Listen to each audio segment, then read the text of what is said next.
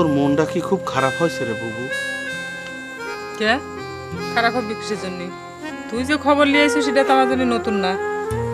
লোকটার ব্যবহার যে এত খারাপ হয়েছে রে বুবু, তুই সেটা চিনতেও করে পারবো না।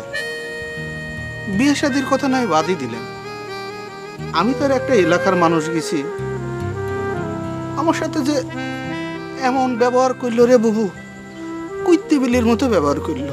আমার খেয়ে দেবের পারলি ভাসে, রাত্রি তো ঘর থেকে বাইরে করে দিছিল প্রায়। আমার চিঠি কেন কই আনুসু? তোর চিঠিটা তো আমি আনি নাই রে বুবু। হকমানের এক দোস্ত আছে, একসাথেই থাকে, সাইমন ভাই। সে তার নিজের বিছানা ছাড়িয়ে আমাকে সুবিধ দিছিল।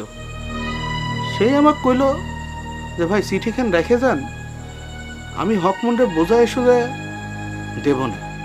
তুই কি পাগল হয়ে গেছো? তোর বুদ্ধি শুদ্ধি কবে হবি কত? একটা অপরিচিত মানুষ সে তো কইলো যে চিঠিখান রেখে যান, আর অমনি তুই চিঠি রেখে চলে আসলো। কি করবো কহ?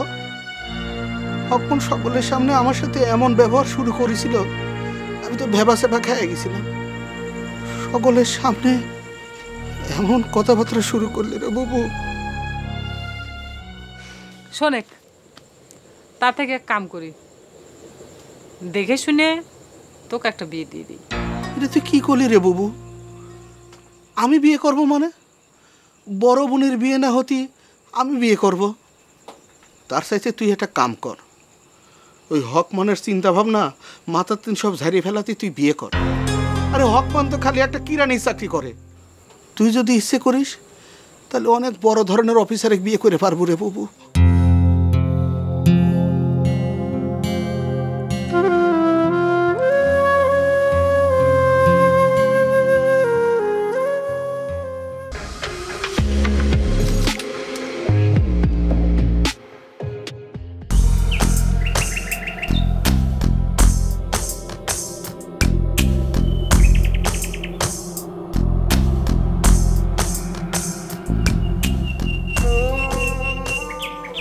আপনি কেন খোঁজ করতেছেন?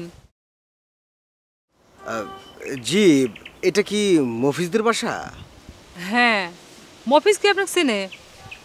জি চেনে, কিছু মনে করবেন না। আপনি কি জরিনা? জি, কিন্তু আপনাকে তো চিনতে পারলাম না। আমি সাইমন। আরে সাইমন ভাই, আপনি কি কিরম করে আপনি আমার বাড়ি চিনলেন? এ বুবু, ওই আমি যে সাইমন ভাইয়ের কথা কইছিলাম না, যে নিজের বিছানা ছাড়ি আমাকে সুবিধা দিছিল, ইনি সেই। খাড়া থেকে থেকে শিকুর পারবো নাকি বাড়ির ভিতর নিয়ে যাবো? ও হয় তাই তো।